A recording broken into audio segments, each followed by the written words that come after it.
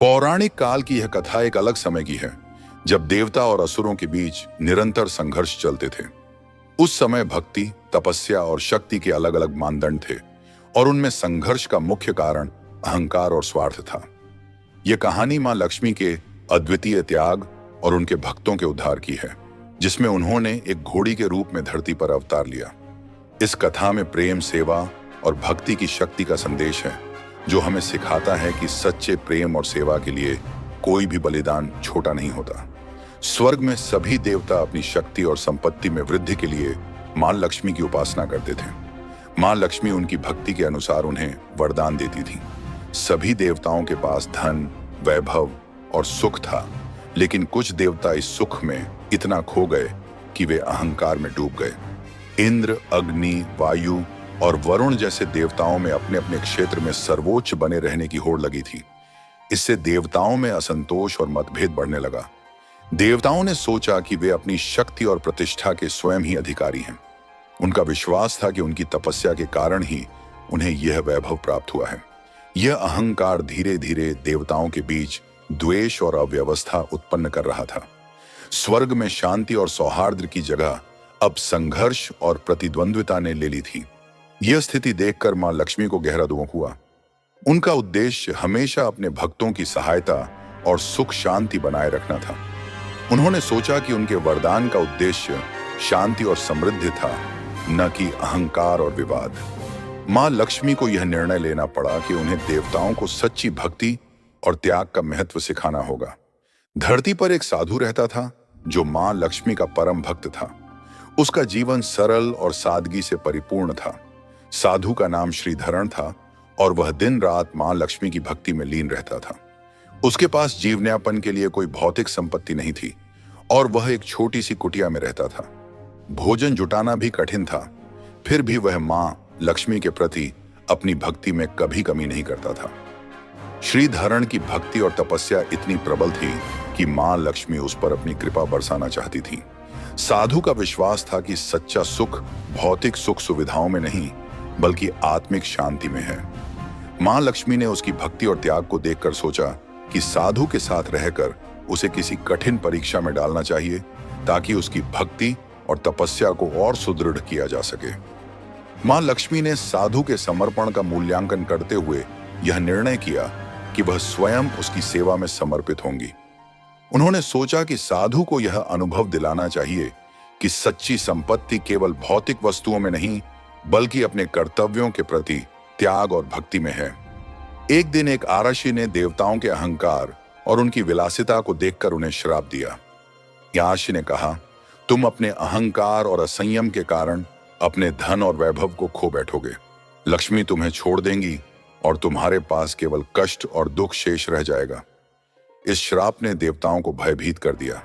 देवताओं ने तुरंत अपनी गलती का एहसास किया और मां लक्ष्मी के पास जाकर क्षमा मांगी। उन्होंने प्रार्थना की कि मां लक्ष्मी अपनी कृपा बनाए रखें और उन्हें माफ कर दें। परंतु मां लक्ष्मी ने देवताओं को यह समझाया कि उनका अहंकार और स्वार्थ त्यागे बिना यह संभव नहीं है। मां लक्ष्मी ने निर्णय लिया कि वह देवताओं को सच्चे प्रेम और सेवा का महत्व सिखाएंगी। उन्होंने घोड़ी का रूप धारण करने का निर्णय लिया, ताकि अपने भक्त साधु की सहायता करके उन्हें यह सिखाया जा सके कि सच्चा धन भक्ति और सेवा में है। मां लक्ष्मी ने धरती पर एक सुंदर सफेद घोड़ी के रूप में अवतार लिया। एक दिन साधु ने देखा कि उसकी कुटिया के पास एक सफेद घोड़ी खड़ी है। साधु को यह समझ में नहीं आया कि यह सुंदर घोड़ी कहां से आई है। साधु ने अपनी भक्ति और निष्ठा के कारण घोड़ी को अपनी संपत्ति मान लिया और उसे अपने सभी कार्यों में उपयोग करने लगा। साधु ने घोड़ी को स्नेहपूर्वक अपने साथ रखना शुरू किया। घोड़ी उसकी यात्रा और यज्ञ कार्यों में सहायक बन गई। घोड़ी के साथ साधु ने कई तीर्थों की यात्रा की और अपने ज्ञान का प्रचार प्रसार किया। धीरे धीरे साधु की भक्ति और तपस्या में और अधिक गहराई आ गई, और वह घोड़ी को अपना प्रिय साथी मानने लगा। घोड़ी के रूप में मां लक्ष्मी साधु की सेवा में लीन थी। उन्होंने साधु की सहायता करते हुए उसकी भक्ति को और मजबूत किया और उसे यह सिखाया कि सेवा और त्याग ही सच्ची भक्ति है। साधु ने घोड़ी के प्रति बहुत प्रेम और स्नेह दिखाया, जो मां लक्ष्मी के प्रति उसकी असीम भक्ति का प्रतीक था। साधु ने घोड़ी के साथ अनेक तीर्थों और आश्रमों की यात्रा की। उसने घोड़ी के साथ मिलकर धर्म और सेवा का प्रचार किया और अपने जीवन में संयम, त्याग और भक्ति के महत्व को अपनाया। हर यात्रा के साथ उसकी भक्ति और ज्ञान और भी गहरे होते गए। साधु ने यह समझ लिया कि असली संपत्ति प्रेम और सेवा में है। साधु के उपदेश और सेवा से लोग बहुत प्रभावित हुए। उसकी सेवा का प्रभाव हर जगह फैलने लगा और लोग उससे प्रेरणा लेकर भक्ति और धर्म के मार्ग पर चलने लगे। साधु ने अपने प्रवचनों में सेवा, त्याग और समर्पण के महत्व को प्रमुखता दी। साधु की तपस्या और सेवा का परीक्षण करने के लिए कई असुर उसके सामने कठिनाइयां उत्पन्न करते थे, लेकिन घोड़ी के रूप में मां लक्ष्मी हमेशा उसकी रक्षा करती। साधु का विश्वास और भी गहरा होता गया और उसने हर परिस्थिति में धैर्य और साहस का परिचय दिया। देवताओं ने धरती पर साधु की भक्ति और सेवा को देखकर अपनी गलतियों का एहसास किया और उन्होंने अपने अहंकार का त्याग कर दिया। देवताओं ने साधु से प्रेरणा लेकर सच्ची भक्ति के मार्ग पर चलने का संकल्प लिया। मां लक्ष्मी ने घोड़ी के रूप में देवताओं और साधु को आशीर्वाद दिया और कहा, मैं सदैव अपने भक्तों की सहायता करने और उन्हें सन्मार्ग पर चलाने के लिए उनके साथ रहूंगी। मां लक्ष्मी ने घोड़ी के रूप में देवताओं और साधु को आशीर्वाद दिया और कहा, मैं सदैव अपने भक्तों की सहायता करने और उन्हें सन्मार्ग पर चलाने के लिए उनके साथ रहूंगी। जो व्यक्ति सत्य और प्रेम का मार्ग अपनाएगा वही सच्ची समृद्धि प्राप्त करेगा। यह समृद्धि केवल भौतिक वस्तुओं में नहीं बल्कि आत्मिक शांति, त्याग और सेवा में है। देवताओं ने मां लक्ष्मी के आशीर्वाद को शिरोधार्य किया और उन्होंने अपने अहंकार का त्याग करने का संकल्प लिया। वे जानते थे कि केवल मां लक्ष्मी की कृपा से ही उनका उद्धार हो सकता है। उन्हें यह समझ में आया कि सिर्फ भौतिक समृद्धि से संतुष्ट होना जीवन का उद्देश्य नहीं है, बल्कि उस समृद्धि का सही उपयोग और दूसरों की सेवा करना सबसे बड़ा धर्म है। देवताओं ने अपनी गलतियों का पश्चाताप किया और एक नया जीवन जीने का संकल्प लिया। वे मां लक्ष्मी के मार्गदर्शन में अपने आचरण को सुधारने लगे। उन्होंने अहंकार और भोग विलास को छोड़ दिया और सेवा, त्याग और भक्ति को अपना जीवन का लक्ष्य बना लिया। देवताओं ने अपने आसपास के प्राणियों के प्रति करुणा और उदारता का भाव अपनाया। उन्होंने यह समझ लिया कि असली शक्ति तब है जब किसी का दिल और मन शुद्ध हो। मां लक्ष्मी ने एक दिन अपने रूप का पुनः खुलासा किया। घोड़ी के रूप में वह साधु के पास आईं और उनसे कहा, मेरे प्रिय भक्त, तुमने बिना किसी स्वार्थ के मेरी सेवा की है। तुमने मुझे घोड़ी के रूप में स्वीकार किया और मेरे साथ अपनी यात्रा की। अब समय आ गया है कि तुम मेरी दिव्य उपस्थिति को पहचान सको। मैं वही लक्ष्मी हूं जिन्होंने तुम्हारी सहायता की और तुम्हारी तपस्या को पूरी किया। साधु को यह सुनकर गहरी श्रद्धा और आश्चर्य हुआ। उसने अपनी आंखों से आंसू पोंछे और मां लक्ष्मी को नमन किया। अब उसे समझ में आ गया कि मां लक्ष्मी हर रूप में उनके साथ हैं और सच्ची भक्ति वही है जो बिना किसी विचार या स्वार्थ के पूरी निष्ठा से की जाती है। कई वर्षों तक साधु ने भक्ति, तपस्या और सेवा के मार्ग पर चलकर दुनिया को एक सशक्त संदेश दिया। एक दिन साधु का शरीर कमजोर हो गया और उसे यह आभास हुआ कि अब उसका समय आ गया है। साधु ने मां लक्ष्मी से कहा, मां, अब मैं अपने शरीर को छोड़ने जा रहा हूं। कृपया मुझे अपने चरणों में स्थान दें। मां लक्ष्मी ने साधु को आशीर्वाद दिया और कहा, तुमने अपने जीवन में सच्चे उद्देश्य के लिए तपस्या की है। तुम्हारे कर्तव्य और सेवा से न केवल तुम्हारा जीवन धन्य हुआ, बल्कि तुमने हम सबको सच्ची भक्ति का मार्ग दिखाया। तुम्हारी आत्मा हमेशा मेरे साथ रहेगी और तुम्हारे त्याग और तपस्या को कभी भुलाया नहीं जाएगा। साधु ने मां लक्ष्मी के आशीर्वाद से अपनी अंतिम यात्रा शुरू की। वह शांति और समर्पण के साथ संसार से विदा हो गया। उसे मोक्ष की प्राप्ति हुई और वह देवताओं के बीच अमर हो गया। उसकी आत्मा ने एक दिव्य रूप धारण किया और उसे स्वर्ग में उच्च स्थान प्राप्त हुआ।